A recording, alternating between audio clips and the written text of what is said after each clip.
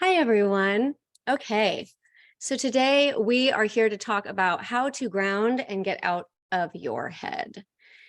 I love the subject of grounding, and I love the subject of grounding because I think it's pretty elusive. When we think about grounding, we know that we should be grounded. We know that being ungrounded is probably bad. And we know that if we do a lot of yoga or like really intensive breathing, we'll probably be more grounded if we do it right.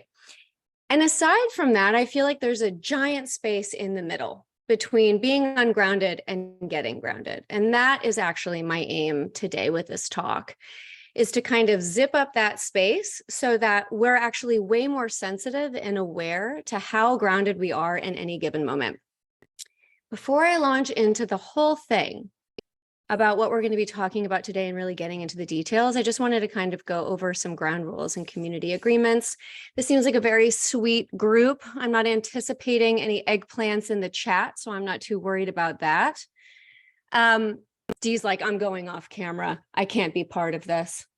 Or she just disappeared. Oh my God, I love this. Dee's like, no eggplants? Fuck you. Anyway, so we're going to just do a little bit of we're going to try and have some patience when it comes to the content. So if you have a question that's directly related to the content that I'm talking about, like I say something and you're like, what the hell is that? What does that mean? And not understanding it is actually blocking you from being able to really process and metabolize the information, that's a great time to raise your hand and ask the question or put it in the chat. My beloved friend Lindsay here is going to be helping me with the chat. So there she is waving. Also, special attention to Mr. Kitty, who's on her lap and is also very intensely helping with this evening's event. That's right. Hello, Mr. Kitty. So if you have questions like that, throw them in the chat. I might be asking some questions during it. Please feel free to put your answers in the chat as well. But also just know that at the end of the talk, there's going to be time for questions and answers. If you have additional questions or you're like, I really want to do more of this, there's two other ways to get involved.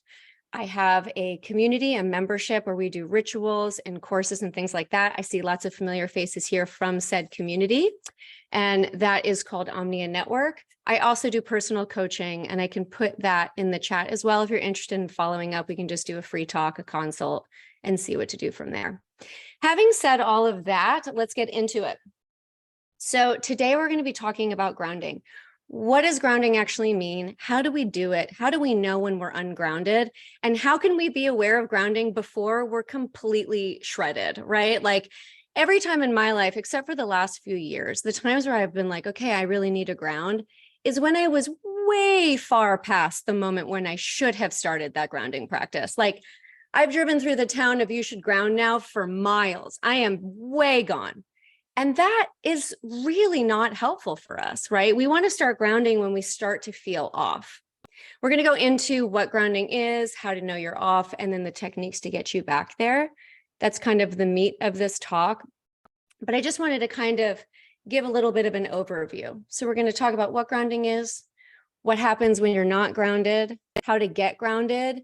And then there's a whole other subject, which is how to actually navigate which grounding techniques and modalities are right for you. If your camera's off, I invite you to do a drinking game where every time I say grounded, you take a shot, because boy, we're in it tonight. We are in it. We're going to say grounded a whole bunch. I also want to just talk about why I'm the one giving this talk. Like, what do I know about grounding? Which is a really good question. So I kind of come at it from two different places. The first place is that I am an energy healer. So I'm a certified energy healer and an intuitive.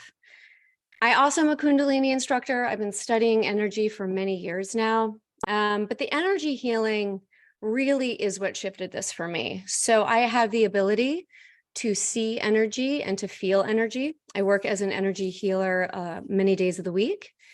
And I can literally see someone's energy when they walk in. If they're engaged in, if they know that they're going to get energy healing, I try to kind of not violate anyone's privacy. I'm not checking out people's energy fields behind their back. And that actually really taught me a lot about how energy works and what it actually means to be grounded. So when I see someone come in, I can kind of see where their energies are at. And if you're familiar with chakras, you know how they function in the body. We have 7 chakras internally. There are a lot of people who say we actually have 9 chakras or 12 chakras, and that's all fair and good. And that very well may be the case depending on what practice you are studying. But for our sake tonight, we're going to focus on the main 7. If you have questions about the chakras, what they do, or any specific questions, that's a great thing to throw in the chat, or we can definitely go over that after the talk, because chakras are really pivotal and they can be really confusing. So when I see someone's energy field, I can see their chakras, and then I can kind of see where their energy is at around them. And I've basically learned that there's 3 different types of being ungrounded. The first one is when you're all up in your head. And I can kind of see it's like a lot of energy all around here and not much energy in the body. And so that is, I think, the most common thing that I see, because of course it's in our head. We're stuck to our phones all day long. We live in 2023, which many would argue is an unbelievable hellscape of news and fear and anxiety. And, I want to say, like, we've got Joe Rogan out there, everyone. It's not easy being here in 2023. So we've got a lot going on that keeps us in our head. Another way that I see energy that gets all kind of funny is when it's literally out of alignment. This is also super common. I would say this goes pretty much hand in hand with that kind of energy around the head. When our energy is outside of our center kind of pillar of chakras, that's when we feel out of alignment. So that's when someone is maybe making choices from conditioning, when they literally feel like they don't even know why they're doing something. It's people pleasing.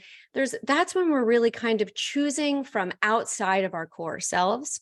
There's a third and thankfully, very rare type of energy misalignment. And that's when someone's energy is outside their body. You know when this is you. If I were to say this right now and you were like, fuck, that's me, that's because that's not a mystery. That's usually after a very extreme shock, a death, some things that really, when someone says like it knocked the air out of me, news, it knocks your energy out of you. So that's another way we can be out of alignment. And so when I work on someone, I can literally, with my hands and with my thoughts, move their energy back into place and kind of restore the natural order of their being and bring them back into balance. But there are many techniques and things that you can do on your own, because you are an energetic being and you have energy that comes through you that you can control, that you can do to bring yourself back in balance, which is what we're going to be going over a bit later. The other way that I know energy is that I was completely screwed up and ungrounded for at least a solid decade. So I was in the trenches. I understand if you're coming to this because you're like, holy shit, there is something wrong with my energy and I know it, and I know that I'm off balance and I know something's wrong. I get you, and I've been there. I was an executive producer, director, and showrunner of unscripted television for, God, I think like 15 years, which is basically like a combination of spinning 400 plates and herding cats. It's wild. And it's a lot. And I was an insomniac. I developed a kick-ass autoimmune disease. I did not take care of myself and I put work first. And that experience taught me about what it looks like to really carry the torch of being ungrounded nonstop for a really long time. So I hear you, I feel you. If you're in that place, I've been there with you. I may not know your whole story, but I can absolutely resonate. And I'm also just going to speak as someone who has CPTSD, who has neurodivergence. So I also understand that side of it. I can ruminate with the best of them. Oh, I know how to ruminate. I know how to ruminate about things that can never possibly happen, and I'll walk it all the way to the end like it's my job. So I get that as well. So if you're in that boat, I hear you, and I'm so glad you're here, because that's really, really hard to go up against. So that's a little bit about kind of where I'm coming from with this. And I say that all to show that I have tried so many ways to ground myself. I've been successful with some and not with others. And that led me to a very important belief that I share with you now, which is only do the things that work for you. And if they don't work for you, it's not because you're broken, and it's not because there's something wrong with you. It's that that's just not the modality for you today. And it could be tomorrow, or a year from now. I have tried so many of these techniques over the years, and I have found that some pretty much never work for me. And some have surprised me at how well they work after I wrote them off. So I hope as you're listening to all of this, know that the point of this call is twofold. One of them is for you to basically create a toolkit for yourself, a way to know that no matter what the situation is that you're in, you have a specific tool to bring you back to center in that moment. The other thing is to get you sensitive and aware to the space between feeling centered and feeling totally off kilter, right? We're gonna shrink that space between those two sides so that your sensitivity is so sharp that you start to feel yourself go off center and you know how to bring yourself back. Because when we look around, anyone who's ever been to a Whole Foods parking lot will know, or a Trader Joe's parking lot will know that the majority of this world is not centered. And so everyone needs these tools to be able to operate in a place of integrity and alignment. And so that is my goal, to give you the toolkit and also to help sensitize you to being able to map, watch, and act on behalf of your own energy, your own power, your own chakras, and develop an ability to ground no matter what life throws at you. Because we know life is going to throw some shit at you. And it's our responsibility to be as centered as we can so that we can respond in the way that we would hope we would be able to respond if we were in our right mind and if we were in our integrity. The last thing I want to say before we start really diving into the specifics is that I acknowledge that I'm saying all of this, but holy shit, we are steeped in some serious systems of oppression. So this is not a class that's all about overcoming capitalism, because that's going to be a really intense, long class, and that's not what we're doing today. This is about how to ground within systems that are functioning against our sovereignty. So I am not ignoring or denying that we are up against it. We've got white supremacy, we've got patriarchy, we've got ableism, we've got capitalism. We've got some stuff we're up against. And so this isn't denying that we are functioning within those systems that really don't want us to be thinking from our power and our integrity. This is about understanding that we're up against it and learning how to work within the system while we overturn it. Okay, cool. So what is grounding? So I just wanted to kind of give like a basic rundown. I think we all have a general understanding that grounding is when we feel centered and we feel rooted. I think probably most of us have been to a yoga class, or we talk about grounding, or we've done like a grounding cord if we've done any kind of energy work. And if not, that's okay, we'll get to that.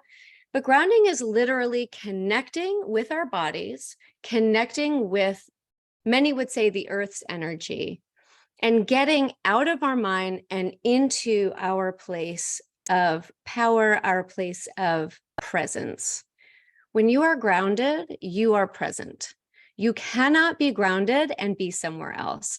This to me, when I hear about like grounding techniques, and I'm also, I'm a Kundalini yoga instructor, so I love yoga, but when I hear people talking about grounding, they go straight to the activity. They go straight to the breath work. They go straight to the mantra. I think very rarely do people actually acknowledge to me what the first step is, which is to get out of the mind and to detach from believing you are your thoughts. We're going to get into that way more. But when we think, that's helpful to know, because when we're thinking about grounding, we're thinking about being totally in our bodies and totally present. It's that feeling of remembering we're here right now and we have a choice. I think choice is such a crucial part of feeling grounded, because when we're not grounded, we're life's pinball, right? We're just going from one reaction to another, one email to another, one text to another, and we're in a state of reaction. Grounding is becoming very centered and aware and being able to respond. I'm also going to give a very nerdy definition of grounding because I think it's wonderful and actually really telling, because the other way of grounding, of course, is with electricity. So here's how we ground. This is the definition. I'm going to read it off like a true nerd. In essence, it is the process of connecting an electrical system to the earth to create a safe and reliable pathway for electrical current. The importance of grounding cannot be overstated, as it helps to prevent electric shock, reduce the risk of fire, and prevent damage to sensitive electronic equipment.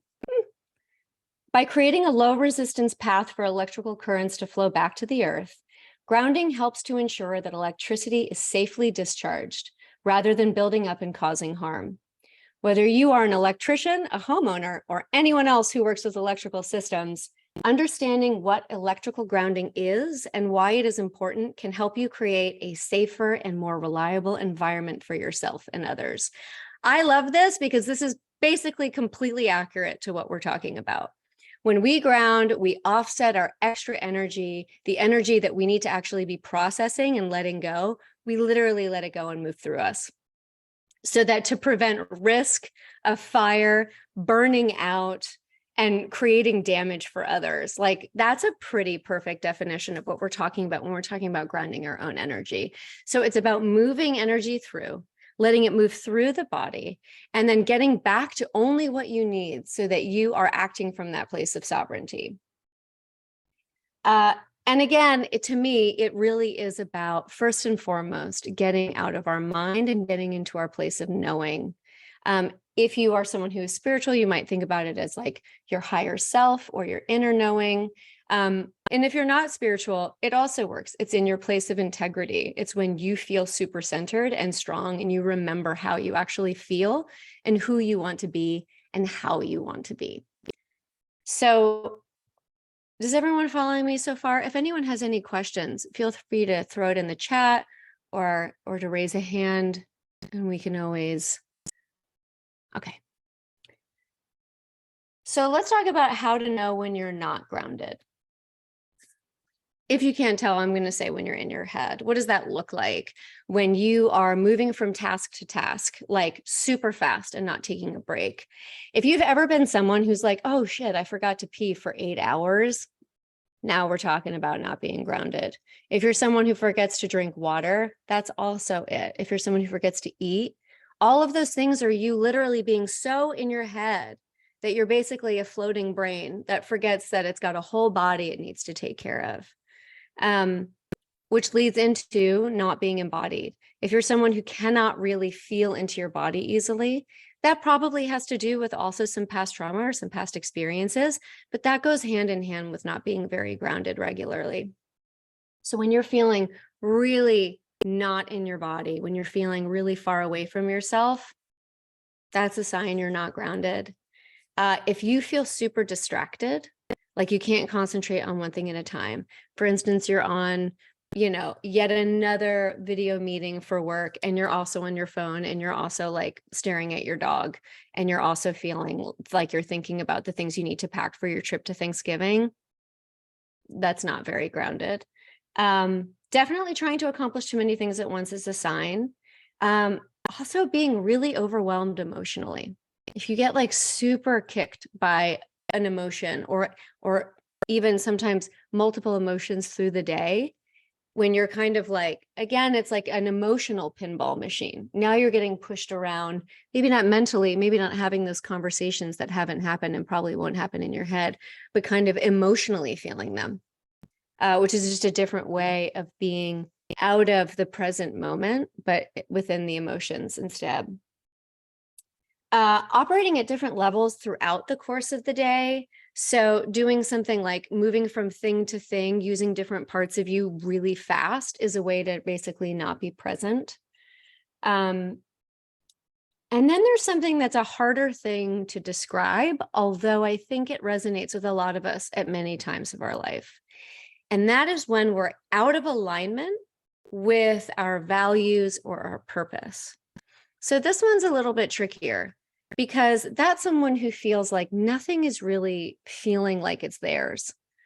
Sometimes I describe it as like when you look around and you feel like you're living someone else's life, or you're making choices based on the way that you were raised versus what feels true to you. Or you have found yourself living according to past agreements And what I mean by that is when you are, say you got into a relationship and now you feel like you can't leave, even though your heart isn't there anymore. Isn't that interesting language, that my heart isn't there anymore? So we're already out of the body. We're already not stacked in the way that we know we need to be if we're going to be grounded and embodied. And so when you're out of alignment, when you're making choices out of alignment, when you go to a job every day that feels like it's out of alignment, when you're in relationships that feel like they've expired, that's all another way that you can tell that you're not fully grounded. And someone might be very kind of more seemingly embodied, but still living out of that place of a lack of alignment. And so that's a different type of being ungrounded. And I think that's really important as well, because we don't really hear many people talk about that. And I think that's because it's a trickier thing to address. It's not a quick fix. And so you don't see it a lot in like an Instagram carousel, because it requires some deep thinking and overcoming some pretty significant neural pathways and some significant guardrails we've set up in our own life that are keeping us from our authenticity. And the last thing that comes to mind for me when I'm thinking about how we're grounded or not is when we're in a state of burnout.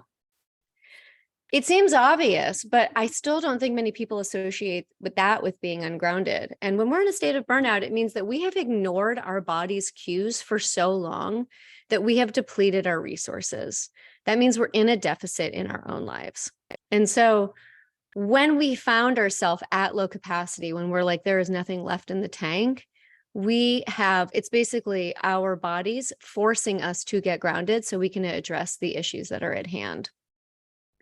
So I'm assuming that a lot of these are resonating with you folks because you're here, and most people who are super grounded are like, I'm just going to triple ground today because I feel like it. So let me know if there's anything else that I missed that you are like, you know what, I feel ungrounded, and it shows up like this, because I would love to hear. How to know you're grounded is a whole other story. And I think we all have moments of it, of course, because dear God, Darwinism said we wouldn't live to this point if we were never grounded at some point. But to me, it's when we're feeling really centered, when we feel like everything got really clear for us. Clarity, I think, is a really beautiful example of what happens when you're feeling grounded. And we can only really have clarity when we have access to the present moment. And the present moment is tricky to remember, because sometimes we're thinking about the present moment instead of feeling it. But when we're in that present moment, be it through meditation, through a spiritual experience, through being outside, through finally getting out of our mind, when we're connecting with a loved one, when we're having sex, there are all kinds of ways that we can get super present. Plant medicine is a great example. We can have access to that present moment. And so that's one way to know that you're grounded. And it can be fleeting, right? You can get grounded for a few minutes and get kicked right back out, and that's okay, as long as we know how to get back there. And as long as we remember that we're in this ebb and flow with our own state of presence, and that we know our way back to ourselves. Another way we can feel that we are grounded is when we know we're making decisions from the right place. When we are in a place where we suddenly are like, no, I got it. I got what I need to do. That's when you're grounded. That can sometimes be when you're away from everyone's energy so much that you're actually able to hear what your own energy, what your own essence is trying to put forth. But that can also be when you are with someone you really trust and care about, and you suddenly arrive at something that feels right to you, that fits. That's a really good example of feeling grounded. And when you can manage your thoughts and emotions. We're going to get into, this is, the big part for me is about how to get distance from the mind. But when we're able to experience life and come back to center is such an important part of grounding. And that's really a big portion of tonight's talk. It's a little bit like how in couples therapy or relational therapy, rupture and repair. You're going to have ruptures. You're going to have fights. That's healthy. That's actually normal. That's not the kind of quality of the relationship or a sign that something's working or not working. The sign of it working or not working is how long and kind of how compassionately can you find your way back to each other? I think this is a great example of how grounding works. When we find ourselves like, oh shit, it was a few hours of me being totally in outer space, or a few weeks or a few months where we're just somewhere else, how compassionately can we find our way back to ourselves? This is the practice, right? It's a practice, just like yoga, just like meditation, and grounding is the same way. It's on a much more subtle, energetic level, which again is about awareness and about learning ourselves, learning to speak our own language so that we can exist in the way that we know serves our highest potential. The last thing I think that is really helpful for knowing you're grounded is if you feel resilient. If shit really hits the fan, how do you respond? Do you respond with grace? Do you take a pause? Are you able to have perspective, or do you fly off the handle? Do you go straight to catastrophizing, which is so common? And I so resonate with that. But how do you respond to these things? Because if you can take a pause, if you can remember that everything's temporary, if you remember that you have your own back, and that you can feel into how you want to proceed, that you can connect with the person that you want to be, that you envision yourself to be, and then take action from that place, not the place of reaction. Now we have good stuff. Now we know that we're working with, now we know that we're working with what is our true essence, and that we're connected to ourselves. I see something in the chat, so I'm just going to take a look. Yes, when I'm not grounded, it feels like I'm lost. Absolutely. It feels like we're lost, because we are lost, because we're kind of spinning around, but our feet aren't touching the ground. There goes ground again. So much grounding. So before we start talking about the techniques on grounding, I want to just give some caveats. We are all very unique constellations. We all have a history that is hard and challenging. We may have experienced abuse. We may have experienced trauma. We may have attachment stuff. We may have health issues that really make it hard to ground, because being in our bodies can be painful or activating or triggering. And so that is another thing that I wish that more folks talked about when they taught grounding, be it in yoga or in breath work or in mantra work or things like that. Just because you can tell that I have a sparkle in my eyes right now, because I cannot stand this when it happens. When you're in a yoga class and they tell you to ground and it's not working, like say you're doing yin yoga, which is so incredibly hard for me. Not the yin part of it, like the stretching, but there's something about the way that they do it that actually activates me instead of grounds me. But when you're in a yoga class that can trigger you, or you're doing body scans or mindfulness meditation, sitting still, certain types of mantras, these are all things that can potentially soothe or activate. The most important thing is to listen to your body and your intuition. There is such an important and palpable difference between knowing that something is challenging in a good way, and knowing that something is activating you, it's making you more upset, it's sending you into fight or flight, and it's absolutely stimulating your sympathetic nervous system. The difference between the two could be subtle, but it's worth exploring.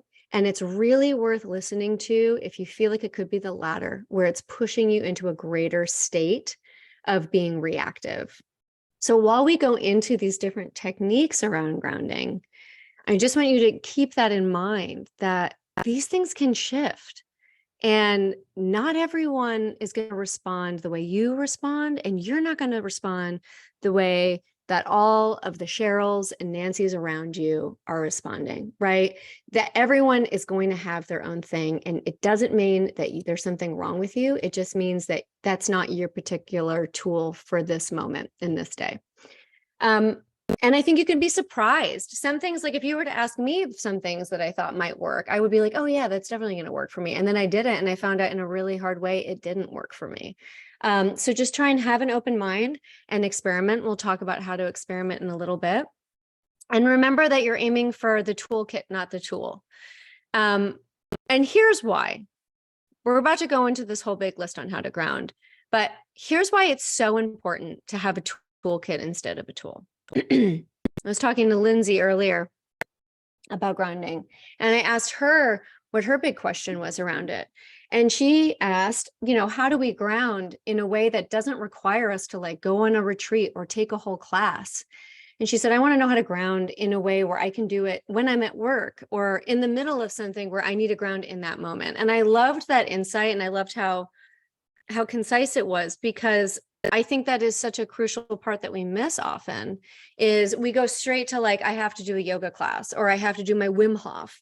And those things are amazing. I love both of them. And also, that's not going to help us if we're in the middle of a meeting and we get really triggered and we want to ground, or we're going into a family dinner in a few days and we know our crazy aunt is going to be there and she's going to talk about the Gore election again, and we're going to have to ground in that moment. We have to have ways that we can center ourselves that aren't going, a 3-hour block on Sunday. And so that's why the toolkit is so important. So you have little things that you can pull on throughout the day in different circumstances. And there are also different ways to ground. Sometimes we need to calm down. Sometimes we get like really, really agitated. We're fully activated, and we need to find ways to calm down and calm the system. But sometimes we need to balance. We're not trying to calm it all the way down. We're trying to get perspective fast, which is different, right? Sometimes you're in a situation, you need to make a choice. What do you do then? That's going to be a different thing than necessarily just calming down. And so again, having a variety of options is going to allow us to feel safe and allow us to feel like we can come home to our bodies at any point, no matter what we're facing. So one of the first ways, so what we're going to do is we're going to talk about some techniques on grounding, and we're going to go kind of in order of the fastest thing you can do, or the thing that you can do at any moment, all the way down to things like a yoga class or, actual grounding. I haven't mentioned this yet. One of the ways that you can ground is something called earthing. That's when you're barefoot and you're feeling the vibration or the energy of the earth. And there are a lot of studies that show how helpful that can be for a lot of health conditions, as well as emotionally and psychologically. So that is something that you can do, and we'll talk about that a little bit later. But I know that a lot of people probably, when they think of grounding as an activity, associate it with that. But we're going to talk about what things we can do in order of how kind of long it takes for us to get there.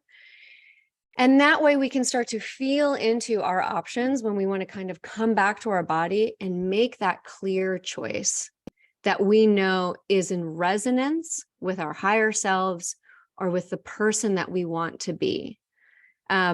And also to feel good and at home in our bodies. And again, I cannot emphasize this enough. We cannot be at home in our bodies if we are in our minds, future thinking, or thinking about the past. When we're thinking about the past, depression is thinking about the past and anxiety is thinking about the future. And neither of those are grounded in the moment. So when we are thinking about, we need to ground, this is really spicy, right? Because when you're grounded, you are already present. And when you're not grounded, you're not present. You don't have the ability to be like, holy shit, I need to ground. So something that we have to kind of work on and practice when we're not super activated is coming back to getting grounded. It is so much harder for us to suddenly start to feel grounded when we are coming at it at like code red, level 11 levels of stress and anxiety. So ideally, as we're going through these techniques, you're finding some that you can use throughout the day so you never get so far away from home base. The reason why this is important is because that is how you develop the sensitivity to stay energetically centered. If we spend most of our time feeling all over the place and in chaos, it's so much harder to remember, first of all, how far we've gone from that kind of home base, from that column of presence that we need energetically. But it's also just going to be really, really challenging to feel like it's going to be, I have to do this big lift to get back there. If we feel like we're really far away all the time, it's much harder to then make a practice of constantly coming back. So in order to utilize these skills, in order to get really good at grounding, we have to try these pretty frequently. And when we're not super, super, super dialed up, you can still do these when you're super dialed up. It's not going to hurt, but it's a little bit, it's really assisting you in the process of developing the skill set of staying centered if you do it more frequently. So we're going to start with my favorite trick for grounding. I don't know if anyone else would put this under the category of that, of getting grounded, but I think it's the most important thing. And I think very few people talk about it. And if you're into mindfulness, if you're into kind of mindfulness meditations, then this might be something you're very familiar with. It's a trick that I learned from Michael Singer in his book, Untethered Soul, which if you've read Michael Singer, I just love that man and his approach to mindfulness. But it's about not identifying with the mind. So if you would all do me a favor and with, not out loud, but just in your mind, say the word hello. You can do it right now. You just hello, but in your head. If you're wondering if you've done it, if you're like, I don't know if I did it, I think I kind of heard it. You did it. You did a great job. When we say hello in our head, we are not the word hello. We are not the thought form hello. We are the witness or the passenger consciousness that heard the hello. So the trick is basically recognizing in a very simple way that we are not our thoughts, but we are the loving awareness, the higher consciousness, the witness, any of these things. We are the presence that is experiencing all of this. Now, you might be thinking, this lady's hippy dippy, and you're right. But also, this shit works. So we are not our thoughts. This is the cornerstone of CBT therapy, cognitive behavioral therapy, of IFS therapy.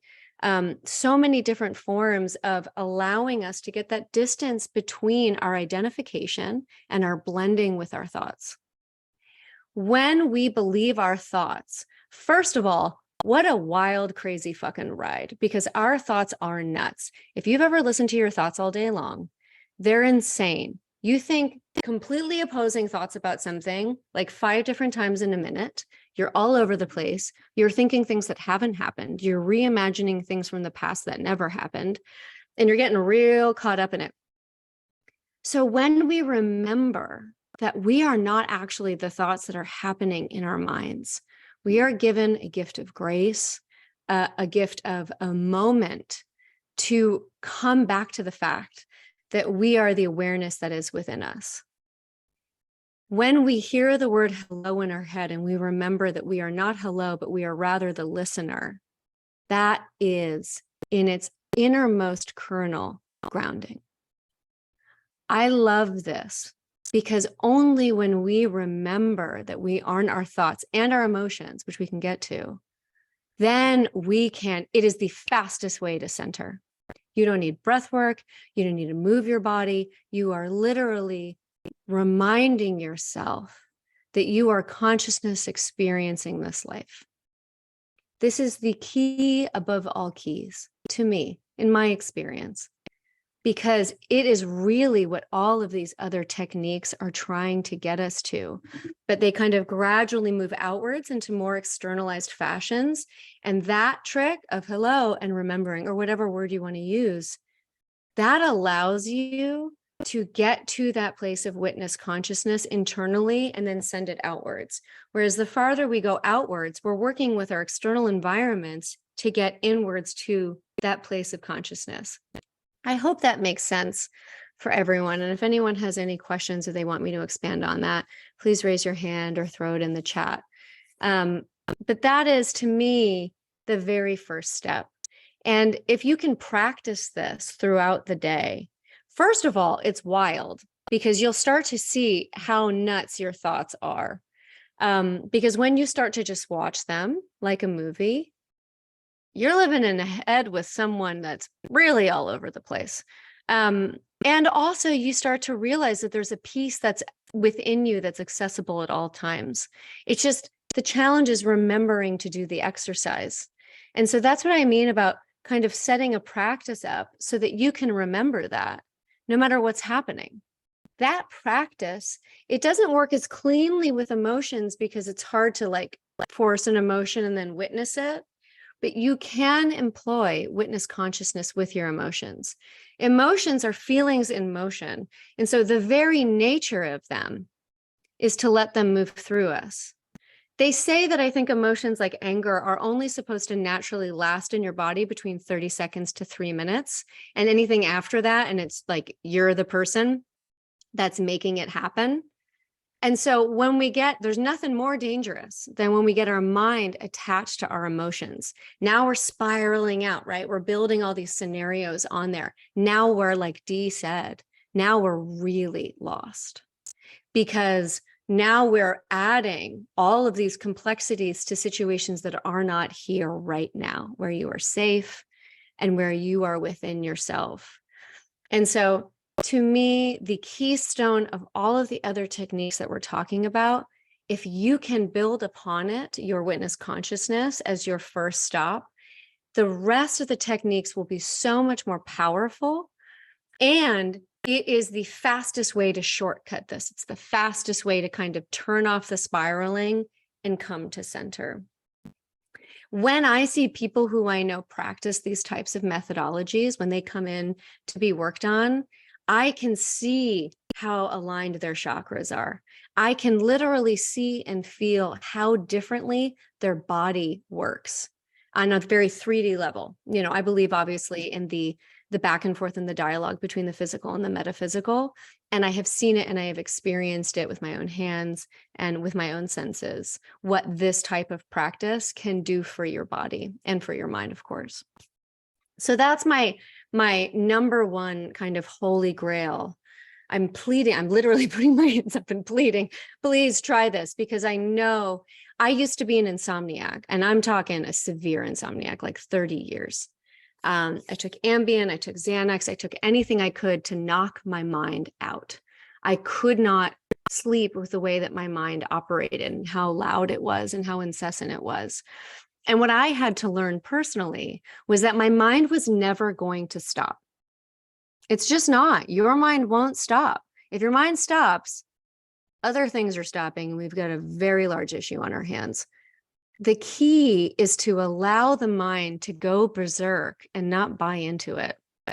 And that was crucial for me. And so you're never going to have your mind stop. It's going to keep going. It's going to go nonstop. But you can watch it and not buy in and see it for what it is, which is an insane thing in your head trying to keep you safe at all costs. So that is my number one thing for grounding. We begin by saying, wow, I am not my thoughts. I am not my feelings. And doing that hello exercise internally is just extraordinary for remembering kind of that, again, that column of essence or authenticity within yourself. Moving outwards from this in terms of consciousness, another really great technique, this is also really good if you are spun the fuck out, if things are tough, right? And you're like, I am at my wit's end. I cannot handle this. The 5-4-3-2-1 technique. This is also really wonderful because it's simple to remember and it really shifts your perception of what's happening. And that is the game of senses. So you're literally naming 5 things that you can see, 4 things that you can feel, 3 things that you can hear, 2 things that you can smell, and 1 thing that you can taste. And when you do that, it's getting the mind to cooperate with getting embodied. You are using your senses, you're using your body to become aware. Again, leaning into the awareness and how crucial that is to grounding. And so 5-4-3-2-1, See, feel, hear, smell, taste. That is such a good exercise for just getting present, especially when the world around you feels like it is way too intense. Another wonderful technique, it's a little bit more in the mind, but I really like it for when things feel like they're spinning out of control. Again, moving kind of farther out from that innermost core of consciousness, because now we're bringing in a little bit more of a contextual understanding, which is the circle of control. So identifying the circle of control is really helpful when you're feeling like, oh my God, everything's falling apart and I have to scramble. I think this is a really good thing when you're scrambling or when you feel like you just look around and you're like, I'm super overwhelmed. So when you're feeling super overwhelmed, something you can try. Now this, I don't think I've listed anything so far that would be particularly triggering. I think these are all pretty safe. I think when we start to use our bodies in ways that things can be a little triggering, but I could be wrong. So again, always kind of employ your best judgment as you're doing these. So the circle of control is when we are kind of feeling like everything is out of our control and we're trying to fix it all. We're trying to like a whack-a-mole of the elements in our life. And so what you do is you make two lists. The first list is a list of things that you actually have control over. So, let's use an example of packing for a Thanksgiving trip. Because I absolutely need to pack for a Thanksgiving trip and I'm absolutely overwhelmed by what I have to do. So when we're packing for a Thanksgiving trip, we can talk about the things that we're in control of. When are we packing? What are we packing? When are we leaving? What are we going to do beforehand? And we make that list. These are the things that I can control. And then you make the list of the things that you can't control. The weather, your dog, if your weird cousin is going to be there, and if I don't know, all these like things that happen that we start to think about and we're reacting to before we've even left yet. The things that we know are your in-laws going to actually make the food that they said they would make? Is anyone going to keep your dietary restrictions in mind? These are great questions. They're not in your control. And so you write down all the things that aren't in your control. And then you do some kind of ritualistic thing to get rid of the list you can't control. You burn it, you throw it out, you roll it up and not smoke it because that would be so daring of you. I don't know, something that gets rid of it, right? So you want to do something where you're literally releasing the things that are weighing on you because you can't control them. So that's another thing that we can do. And that's really great if you're a list maker and if you're someone who's like, I need to organize my thoughts and I'm feeling super overwhelmed. That might be a really good ticket for you. If you're someone who can get really overwhelmed by making the lists and that doesn't work for you, you can try it out, but maybe don't try that out when you're feeling so overwhelmed that you could pop at any moment. And toy with it and see how it makes you feel. That's a really good one to try when things aren't super crazy, when it's like a work project or something like that, and it's not like right at your neck. But that's a really interesting technique to use. Another thing, going even kind of farther out from that, is what is your actual next step? So often I hear when people come in and they're super, super ungrounded, when their energy, especially when their energy is like all the way out here, is to, what I notice is that they're so overwhelmed by how many things they have to do before something feels good, before something feels right. And what we're missing when we get into that headspace is that we're forgetting that the only thing we have to focus on is what is our next step, and just isolating that. What's my next step? Because very rarely do you actually need to do the next 30 things right away. You actually only need to do one thing, maybe two things. So identifying what the next step is and feeling at peace with that and focusing on that and getting grounded with that is a really, really great thing to make you feel like you're in your body. Now, another thing that we can do is the breath. We can work with our breath. We're starting to get a little bit more into the actual embodiment element and kind of getting into our bodies at this point. I love working with the breath. If you have an extensive history of physical abuse, of sexual abuse, and sometimes getting in your body and doing things like this can be activating, I ask that you go very tenderly in this direction. I think that for the same reason that it can be really activating and maybe not great, is also the same reason that it might be, or a similar reason to why it might be extra healing. However, that might be great to work with someone with that, to venture into that with someone you trust instead of just like going for it. But also, these are really great things. These are really gentle activities. So you can try it out again when you're not super activated and see how it feels. The first and most kind of basic, and I mean that in a really good way, I mean it as in like accessible thing that we can do with the breath is follow the breath. So literally in and out. Sometimes it's helpful to say in and out in your mind. In on the inhale, out on the outhale. Also, some yogis might say sat nam. Sat inhale, nam on the exhale. And that's a really wonderful way. That's a pretty straightforward mindfulness technique as you're anchoring in the breath. Another thing you can do, we start to kind of go into more intensive types of breath work. I love alternate nostril breathing. If you guys are in a situation and you have to make a really good choice soon, see, these are like the differences between calming down, which might be following the breath, and having to make a choice that you have to kind of stand by for a while and you were not ready and did not see that coming, or you are not feeling in your body. Alternate nostril breathing, ooh, it's your ticket. You're going to love it so much. Maybe. And if you don't love it, that's okay. But alternate nostril breathing is you're going to start with your right hand and you're going to put your right thumb on your right nostril and you're going to breathe in through your left nostril. And then you're going to switch, and with your pointer, you can use any fingers on your hand. You're going to close your left nostril and exhale through your right nostril.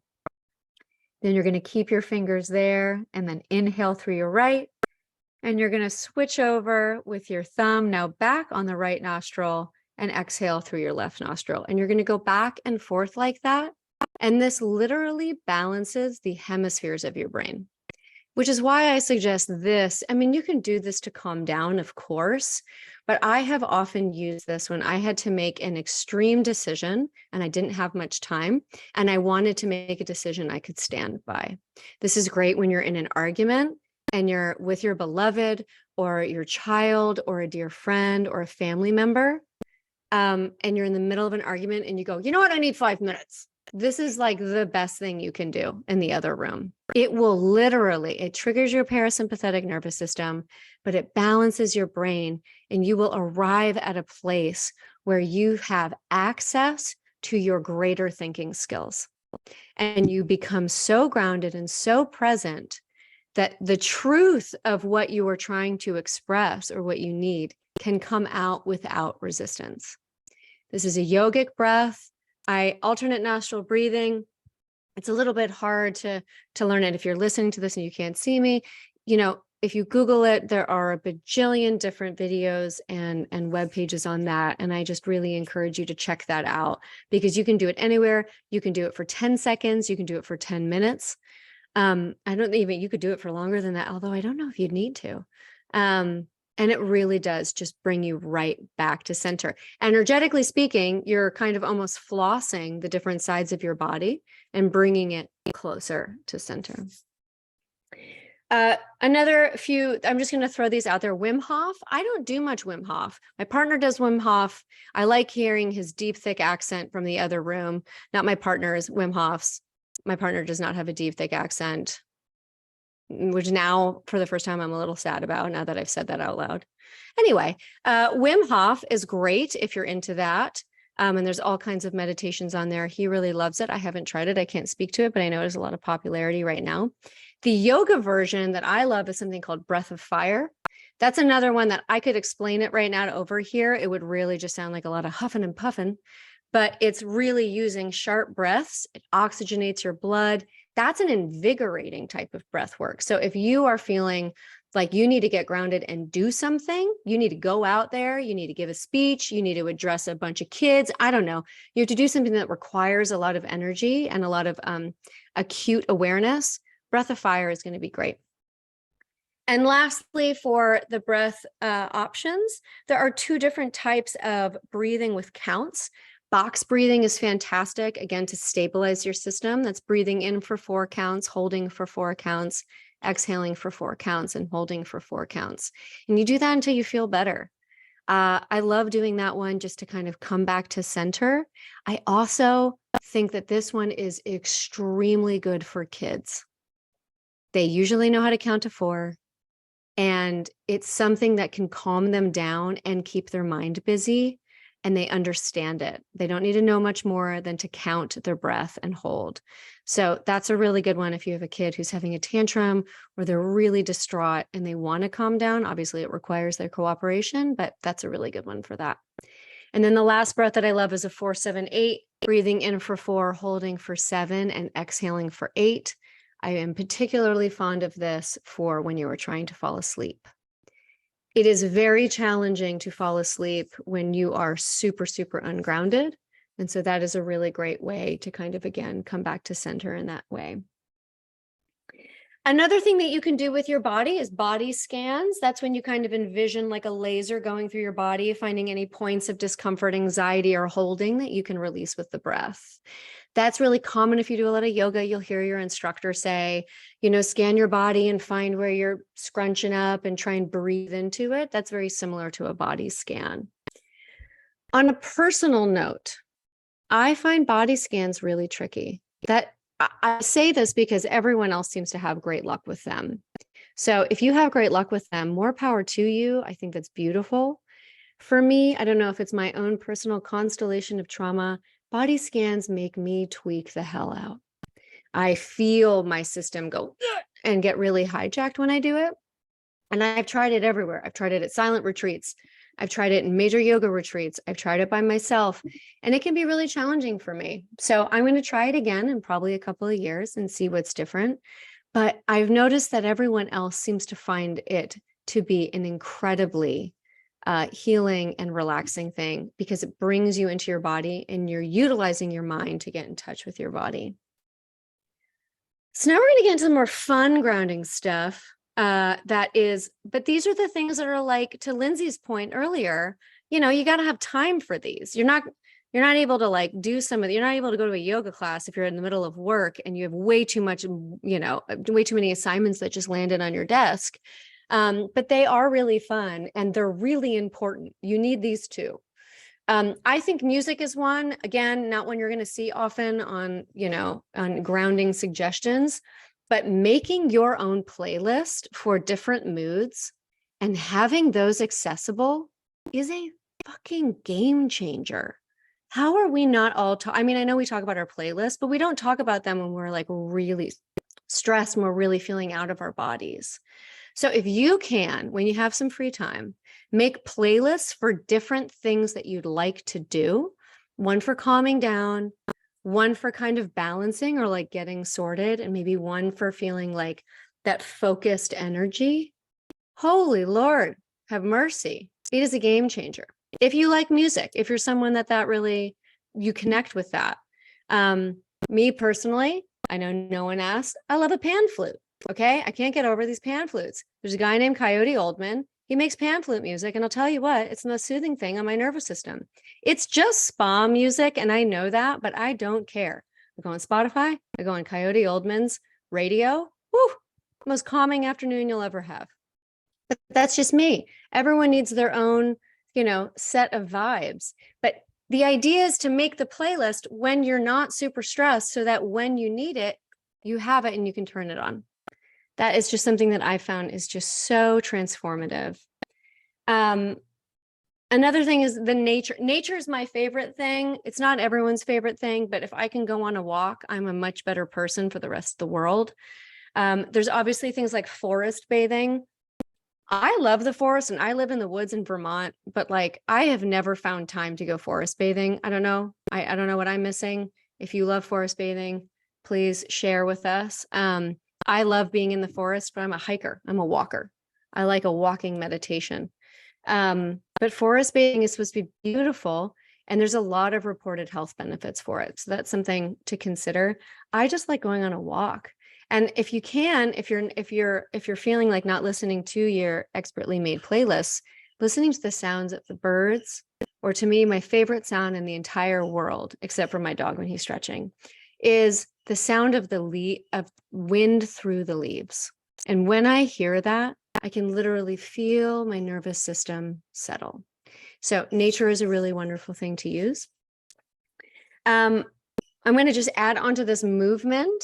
So yoga, dance, or stretching, we know why this is grounding us, because it's getting us in our bodies. And it's very hard to think about, what your boss said 3 days ago when you're trying to remember what warrior 3 is, and then transitioning and is your triangle pose the way it's supposed to, that's going to naturally pull you out of up here and into here. And so that's just a really wonderful way to immediately get grounded if you can be physical. Dancing, I find to be so wonderful. It's just that sometimes when we're really stressed out, I feel like maybe the last thing that we want to do is dance, but I could be wrong. That might be the only thing you want to do, in which case, do it, you beautiful soul, you. Another thing to me is that I use on a daily basis now is mindfulness meditations. No surprise there, I know. I like a guided meditation. I find that I can sit in silence, but it can also be really triggering for me. And I have found that there's kind of an axial moment where if I'm so stressed, if I actually sit in silence, it can make things worse. It can actually make me feel like I'm marinating in my stress. And so I really, especially if you're new to meditation and you're interested in it, a guided meditation, oh, such good stuff. I personally recommend Insight Timer. It's free, and there are thousands of amazing meditations on there, and it's not like filled with ads. But really, any kind of guided meditation is going to be really, really helpful. Real quick, we have a question here. Question about breath. Do you recommend always in through your nose and out through your mouth? What a lovely question. I think it definitely depends. Oftentimes in yoga, you're almost always in and out through the nose, and then only explicitly when you're moving energy in a very, with explicit instruction, you're going to push through the mouth. That's usually a concentrated release. Having said that, it really depends. For typically speaking, I have heard, and I think there are mixed opinions on this, but that when you're opening your mouth, it is activating. That we are not supposed to have our mouths open unless we are engaged in something very intense. So when we're trying to just kind of come down to center, typically nose breathing is the go-to. And if you don't know which one to do, I would say go to just nostril breathing, because we know it's not going to activate you any further. However, very commonly, when we're trying to settle in the initial stages of a meditation, or at the end of, say, a yogic practice or meditation, you will commonly have a breathe in through your nose and exhale all the way through the mouth. And so those are really good to do kind of in shorter bursts. Rarely have I ever heard of them being used for a longer duration, because they can actually be excitatory at a certain point. I hope that answers your question. Did that answer your question? Okay. It's a great question, though. So with guided meditations, I think that those are just a really helpful thing, a tool to have in your toolkit. Again, it means you have to go to a quiet place. A few things I'm just going to throw in as someone who's meditated in a way that did not work for me for a long time. Some tips real quick. Use earbuds, because boy, will you notice all the things that are in your house that you have never heard before when you try and meditate. You are going to notice, your dog's going to belch, your refrigerator's loud, your neighbor's driving you nuts. Every single thing that you could ever notice is going to come in there. So if you have earbuds, that's going to be really, really crucial. And also, if you have a place that you can return to, that you can regularly meditate in, it's amazing, because your body goes, oh, it's meditation time. And you're starting to cut down on the amount of time that your brain freaks out at the beginning of every meditation. I don't know if you've ever seen there's a Kermit GIF where his arms are going crazy and he's going, ah, you know, and he's like doing, that's what every mind does about for the first 15 to 20 minutes of a meditation. So if you're doing a meditation and you're like, this is horrible, my mind's going nuts, I can't do this. I'm sure you've heard this before. That's how you know you're doing the meditation right, because you're actually noticing what your mind is like all day long, which is why all of us are here talking about grounding, because our brains are little Kermits that have had gallons of cold brew and no one can stop them. So we can also talk about energy work. Obviously, this is something that I love as someone who is an energy healer. Energy work is, we can do it in a couple different ways. There's a grounding cord exercise. This is about as specific as it gets in terms of how to ground. That's really intense on a visualization though, which can be kind of hard for folks if you're not someone who is very visual and very visually oriented. You can also feel into it.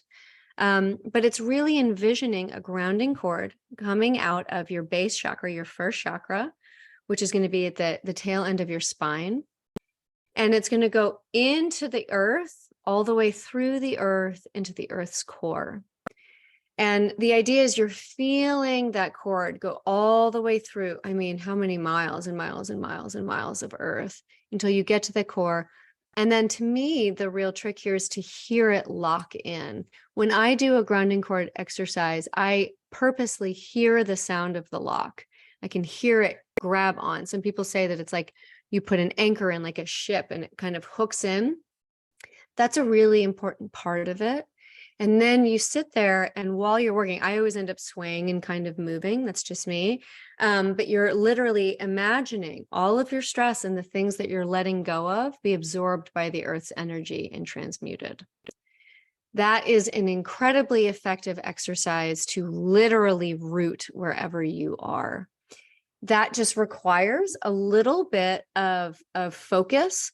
And so to kind of piggyback onto the guided meditations, there are many meditations that are around grounding cords that can really help you dial that in. And the great thing about those is you only need to listen to a couple, and then you pretty much have it down and you can do it for yourself anywhere. So if you're sitting here listening or watching this now, you can envision a cord connecting you all the way down into the earth, and then releasing all of the extra energy and thoughts that no longer serve you into the earth. This I have found to be extremely helpful when you are carrying more emotions than you can hold. The thoughts is absolutely helpful with too, but I have found that things like focusing on your breath and mindfulness meditations are really about calming the mind down. But when we're so overwhelmed with emotion, sometimes we need to literally feel it leave our bodies through that grounding cord. So just keeping in mind that if you're someone who can get really overcome with feelings and overwhelm, that is going to be a potentially really powerful tool for you to release emotions when you're like, I'm through this and I just can't, I'm just holding it all. That's a great thing that you can use.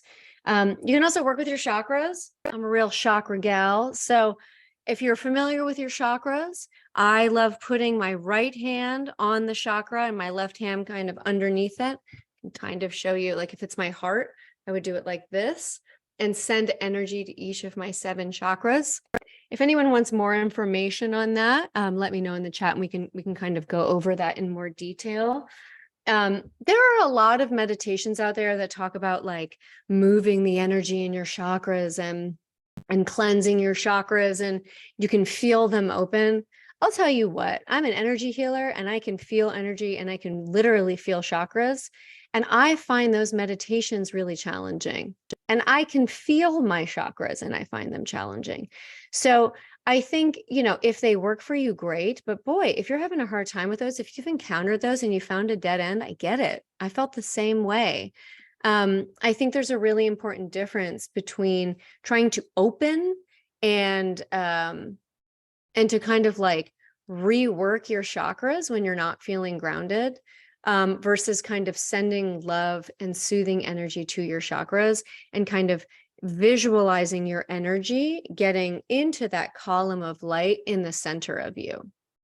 So that's just a little personal tidbit. Obviously, for me, it works different when I'm working on someone else's chakras in an agreement of healing.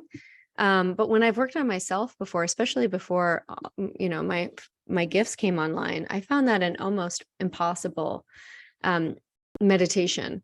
But clearly it works for many people. And so by all means, try it, because it could be a really beautiful thing for you to employ when you need it.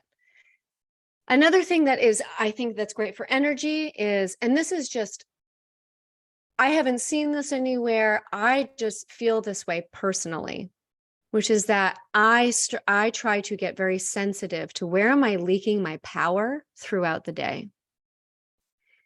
This one is addressing, remember in the beginning when I was talking about there's 3 different types of being ungrounded, and the first one is all up here, and the second one is when we're like a Jenga game, when we're like, I don't know how we're standing because nothing's in alignment, and then the third one is where the energy is outside the body. Visualizing and really getting sensitive to where I'm leaking energy and my power throughout the day is, to me, one of the most effective ways to begin getting sensitive to why my energy might be out of balance. That second one, where I can tell that I might be acting out of alignment. This is a little bit of a different exercise and it requires some more time, but it's taking stock either through journaling or, sometimes I do channeling and I write it down, or I do like a voice to text in my phone.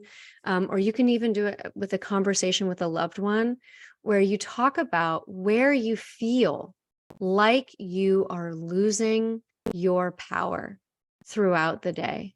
You can go through your daily schedule and you know that every time your boss calls you, you feel yourself go offline. Or every time you eat this thing that you know isn't good for you, you go offline. Or when something goes wrong and it's little, like your kids don't get ready for school, or, the bus isn't there on time, or things like that, you go offline. That type of sensitivity and awareness to how you work is so pivotal to being able to employ these strategies, but also to pull your own energy back into alignment. We can do strategies all day long, but if we don't know where in our lives we're not acting in integrity, when we're leaking our power, we will just be patching the holes in the boat of our nervous systems and in our own vitality. So that exercise of really getting wise and sensitive to where we know we're falling short of who we believe ourselves to be and what we want to bring more of into our lives is an exercise. It's, is it a modality or a technique? Not really, maybe, but to me, it is a crucial part of becoming aware to how we got here. And so having any kind of reflective practice on where is it where I just did something that made me feel worse, that left me feeling disempowered, that made me question myself, that took me in the direct opposite direction of where I'm trying to go or who I'm trying to be. If you don't make understanding those moments a priority, it can be really, really hard to turn this shit around, right? So I love doing that. I love kind of constantly doing, checking in with myself. Where am I not acting? Like if I were to watch myself as a movie, where would I be surprised? A simple one for me is traffic. Oh my God, Lord have mercy. I'm so glad people can't see what I'm like in traffic. Lindsay's making a face. She's seen me in traffic. It's not pretty. So that's like a really innocent example, right? I don't have shame in that. I'm clearly sharing that I'm crazy in traffic. It drives me nuts. But there are times in my day where I am working through shame around how I react to something because I know it's not reflective of who I'm trying to become. And so illuminating those areas, bringing light and warmth to those areas and getting conscious of them is really helpful. And And then also thinking about, it's not just enough to be like, oh God, I really fell short there, because now we're starting to just compound shame, which isn't going to help anything. But it's also really helpful to get clear on, how do I wish I would act then? If I can imagine myself in 5 years as someone who's evolved and is, wiser than I am now, what would that person do? And how close, what can I do to kind of get closer to someone who's capable of those choices? That's a real game changer. That is something that, if you are looking to do that, I do coaching. I'm happy to put my website in here, and you're welcome to reach out even for like a 30-minute free chat, and we can just talk about it then. But that type of transformation and that type of sensitivity around the difference between where we are and where we'd like to be, can be an incredible shift in how we handle our own energy, our own power, and our ability to act in the present moment in a way that we stand by. Back to the list. We can do earthing. Earthing is, now we're like really talking about some things that are far away in terms of like a really outside in approach. Earthing is when we're barefoot and we're connected to the earth. There are so many really interesting studies that have been done around this and its benefits for us physiologically and otherwise. To me, that can be really tricky. I live in Vermont. If I went earthing right now, I would, my little tootsies would freeze. So it's just about kind of knowing your environment and where is that safe. There are also earthing mats that you can buy. You want to be careful about where you buy them, because I think some of them are a little bit not to be trusted. But you can get earthing mats, and that gives you that frequency of earth that is supposed to be really helpful. But that is like the most literal grounding exercise, which is to make consistent contact with the earth, which is a natural energetic transference back into the earth. So the more you can do that, the better. And that is just, and it just feels so wonderful. Barefoot, that's right. Barefoot, they ask. Yes. So you want to be barefoot if you can. Any contact with the earth is great. I mean, when we're going to the most prototypical grounding exercises, that's literally, sitting with your legs uncrossed, feet flat on the floor, and feeling the earth, feeling the support on your feet, feeling the support on your seat, feeling the gravity center you. That is the most kind of basic, straightforward grounding typically. Again, for me, I think it's ignoring that we are in a constant somersault forward in our minds. And when we don't acknowledge the mind factor, we are always going to be a victim to the vicissitudes of our thoughts and the life that happens to us. And so until we get that perspective between, whoa, I'm still witness consciousness and these things are happening to me, we can feel grounded in our seat and then immediately go back into the pinball machine of reactivity. However, being barefoot on the ground is so helpful for your body to calm down, for your nervous system to calm down. And again, for shedding that accumulated energy that you've built up. And if you can't go outside, sitting in your seat, feeling gravity work on you, feeling where you connect to your support is a really beautiful practice. But that is kind of the earthing thing. Of course, we'd be remiss to not talk about it, because it is like the pinnacle of grounding. And then the last thing that I'm just going to say, and you all know it, yoga. Yoga's great. Kundalini is a yogic practice that works the chakras and energies and awareness. They often call it the yoga of awareness. But I feel like a lot of types of yoga are for awareness, and I'm a Kundalini instructor, so, take it with a grain of salt. Hatha is a great reset. That's kind of your prototypical, I think, yoga experience. If you were going to do yoga and you didn't know what kind, it's most likely things like sun salutations are going to often be associated with hatha. We've got Ashtanga. We've got yin yoga is really beautiful for grounding. That's really slow and that's restorative. So those are also some other options. And almost all of them have grounding elements in there. And the trick with yoga is to then take the practice off the mat and be able to use it when you aren't in a yoga class and when you don't have the ability to kind of shut off and do a downward dog and, that kind of thing.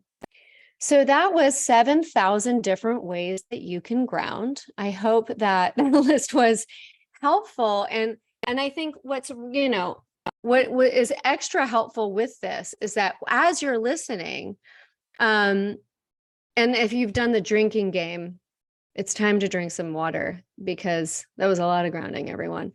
But as you're listening, your ears might perk up and you might be like, oh, that sounds interesting. You know, the circle of control. I like circles of control. Or you might think box breathing. I love that. Or, you know, the grounding element, or, you know, whatever it is that's coming up, pay attention to what your body responds to when you hear it, because your body has an innate intelligence. And it's going to probably be way more on top of it than whatever chaos is happening up here. So I hope that those techniques painted a picture of how many options you truly have, and that they gave you options for a myriad of circumstances that find you and that have the ability, if you aren't watching, if you have your back to it, to knock you off center. And so this to me is about, yes, we have the toolkit. We have the different ways to come back to center. And also, yes, I have the increased awareness to get more sensitive so that I don't allow myself to get so far away from that kind of panel of resilience, or that column of presence that we're really aiming for. And seeing your chakras as a column of presence can be really helpful. Because if you're envisioning where you're leaking or where you're thrown off, or if you can imagine what your own energy field looks like and start to check in with yourself, then you know which tool to pull from your toolkit to come back to center. And I'm just going to say it one more time. If something doesn't work for you when you do it, that doesn't mean it doesn't work for you tomorrow or a week from now or a year from now. So, you know, it's worth kind of circulating around and seeing if it might work for you in a different circumstance than when you first tried it. And also to hold yourself with a lot of sensitivity and compassion if you're easily triggered. If you have different types of neurodivergence that you're working through, you know, being sensitive and kind to yourself is so important. And there is a way for you to find your way back to center, and holding yourself with compassion is so key to that process. Because what do we know for sure? We know that shame, guilt, judgment, they're all going to be things that bring you farther away from being present. Because when we're truly present, we're in a state of compassion because we're with ourselves. So if you are aiming to come back to center and you get angry at yourself because you try something and it didn't work the way you had hoped, I hope you can meet your disappointment and say, of course, that is so frustrating. I'm trying to help myself and it seems like it's not working, but I'm not going to give up. I am going to meet myself with compassion. I'm going to try something else because I'm worth figuring this out for. And when you do find something that is successful, celebrate your success, ritualize it, because that's wonderful. And that's really the name of the game here. If you want any help with this, or you want to have a further discussion, you're welcome to reach out to me. I would love to talk to you about it, because there are so many things that we can try and that we can do to get you from where you are to where you want to be. That, I think, covers so many elements here. I see. I have a message, and it's from DC, the great DC. Thank you, DC. So does anyone have any questions or thoughts or things that they have tried that have worked for them or not worked for them that they're curious about?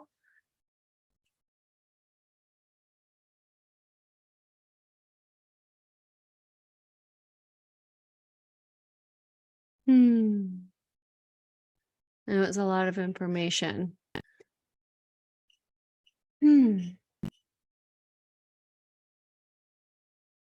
Let's see. Does anyone have, cold water on hands? Really interesting. Yeah, that'll bring you right out of your mind.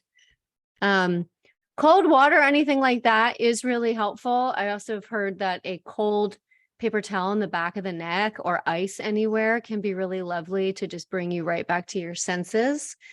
Those are all fantastic ways to zip you right back to where the present moment resides. Let's see, does anyone else have anything that's worked for them or any questions you might have?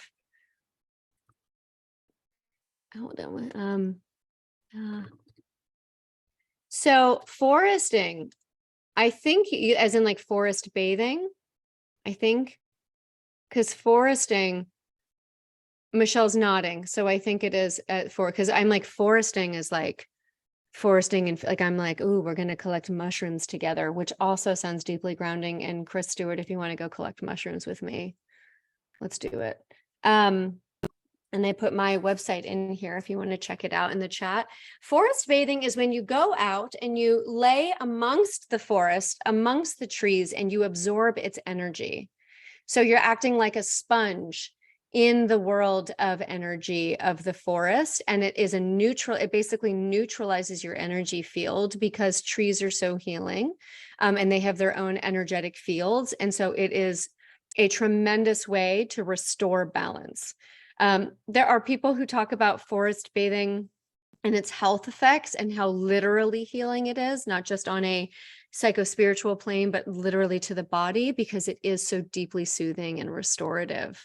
But my understanding of it, I think you can kind of make forest bathing kind of whatever you want it to be out there. But the idea, is there grounding food? What a great question. I'm so excited to talk about this. But forest bathing, I think, is really about going out and being open and literally soaking in. What I would say is a trick around forest bathing that I think is a little bit, we haven't talked about this, which is a whole other conversation that I'm so excited about and could talk about for a while, is the difference between being active and being receptive, and the different energetic field of being in a state of reception. So when you're in a state of reception, you are in a state of surrender. You are in the yin element. You are literally in a place of receiving. It is very challenging to be in a state of reception when you're not grounded, right? Because when you're grounded, you are open. And when you're not grounded, you're usually firing in all cylinders and going nuts and being poof all the way out here.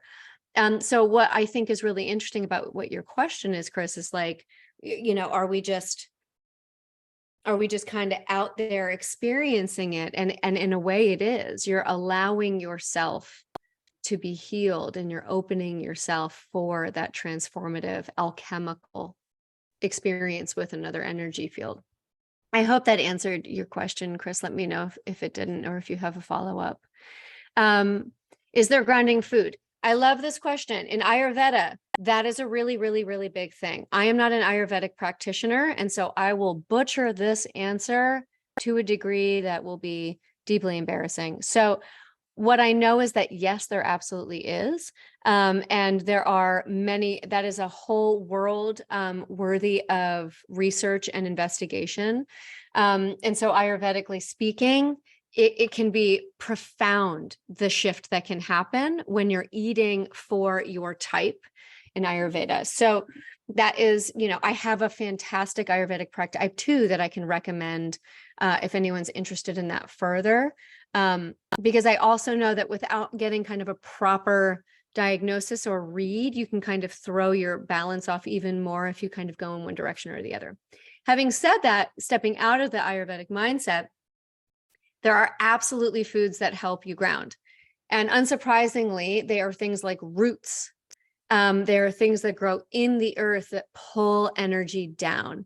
So typically speaking, when you're trying to ground and when you're trying to get rooted in your body, you look to things that naturally pull energy, that pull the energy from the sun and the air and the earth down and in.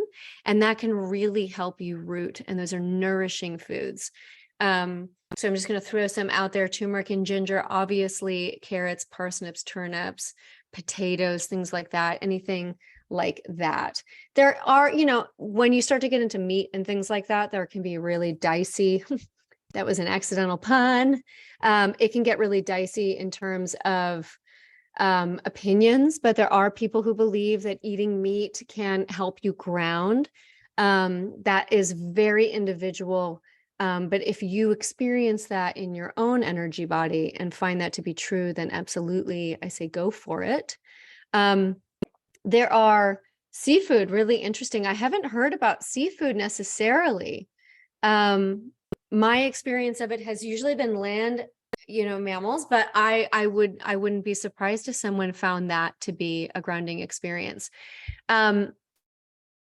I think that another thing, now this is a little bit to the left of the question, but when we are talking about, this is such a sensitive one, but when we're talking about food, anything that makes you reactive is going to cause you to be less grounded. So, if you're eating something, I'm going to throw the big ones out there. Don't hate me, guys. If you're eating something filled with sugar or alcohol, it's going to be harder for you to get in your body. There's no surprise there. I mean, it's not a fun thing to hear. I've certainly have my time with both of those. But when we do those, we are blocking our ability to really hear what our body is telling us. Obviously, in small amounts, it's not that big of a deal. And, your body and what's good for it. But typically speaking, I know that when I've done really intense cleanses, when I've gone to yoga retreats, when I prepared for plant medicine and been on dietas, an ayahuasca dieta, no spices, no red meat, no, nothing fermented, nothing pickled, like they really dial it in. And one of the reasons for that, some of it is because of reactivity with the medicine, but sometimes it's just because you're literally quieting your system so that you are so much more in touch with your body and your senses and your external circumstances. It helps you heal and process the medicine more because what you're eating is cleansing your system and increasing your sensitivity to yourself, what's possible, and what's around you. So that's how powerful food is in terms of our ability to navigate our external world within this 3D body that we've been given, like Ram Dass says, within the spacesuit that our soul has been put inside. So wonderful question. I love that. Lindsay says, my go-to has always been a bunch of deep breaths, but looking forward to adding some of these other breathing techniques. Yeah.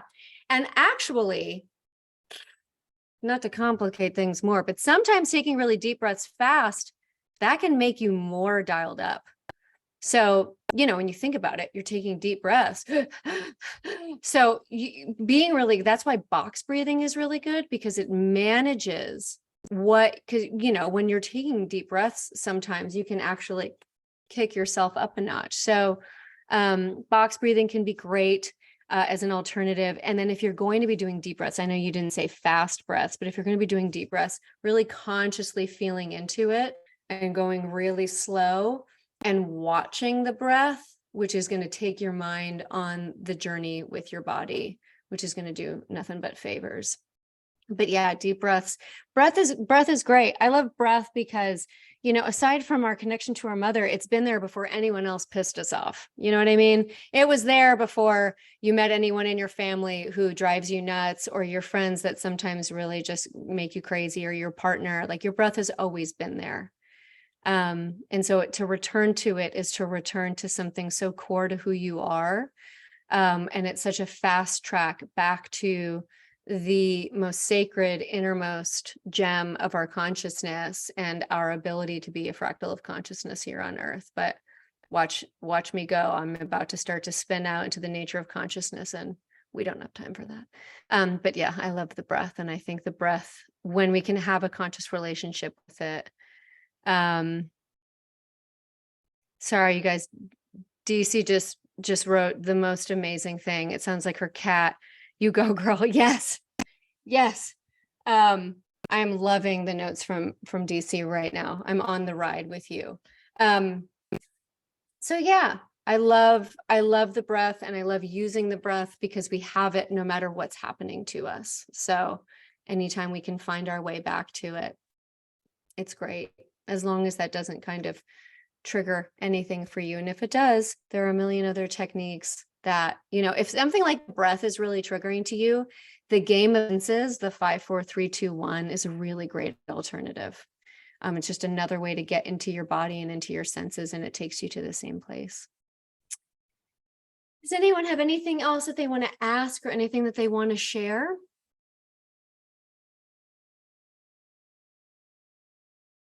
Talk about the sunrise tune-up. I'm not quite sure what that's in reference to. I don't know if I've ever heard of something called a sunrise tune-up, unless it's a yogic if it's about taking the rays of the sun in, which are a different quality of light. Sure, I don't know if you mean the different qualities of light, but if you believe in light intelligence or the kind of quality of light and what it does to our bodies, the sunrise light has a different type of light for our bodies and carries different information, you can say, which is why a lot of monasteries, why a lot of monks, why a lot of yogis really practice meditation with the sunrise, because the information that they absorb and the way that it affects their bodies is different from other forms of light throughout the day. And also when you wake with the sun and when you set your circadian rhythms to the sun, CC's here with it, you are able to really reset your nervous system to work in rhythm with our natural environment. You know, something that we didn't have time to talk about is what our phones do to us and our nervous systems and how out of rhythm we are. Don't get me started on capitalism and the fact that many of us have to work, especially during the fall, winter, and early spring, without actually having any moments of daylight. All of these things are going to throw us into an absolute tizzy when it comes to our energy, because our exposure to sunlight, our ability to be outside, our ability to ground in a natural environment are all going to directly relate to our ability to find ourselves and feel in rhythm internally. If we're out of rhythm externally, internally, we're going to be, you know, not so great. Beautiful. Beautiful. This was such create our own tether points. Yep, absolutely. Any tether point that we can have to ourselves is the relationship. It's a little bit like we were talking about before with how far do you let yourself go from this column of energy that we're setting up within ourselves and getting sensitive to it. Thank you all so much for joining tonight. Thank you for listening. This was so much information. I'm going to breathe at some point after this. Thank you guys for joining and for asking your questions and for being involved and for sharing your energy with us all tonight. I'm so grateful for it. I will be doing more of these talks regularly now. So if you are interested and you want to kind of be around for others, you're welcome to direct message me your email or, you know, any other way that you want to reach out to me. Thank you so much, Jessica, for being here. You're also welcome to reach out to me with that website that I put in there if you want to just talk to me and connect and find out other ways that you can make this curiosity into a practice. That's always a pretty good transition to lean into. And otherwise, thank you all so much for being here. I'm going to hang out here in case anyone has any follow-up questions, and I'm going to stop the recording.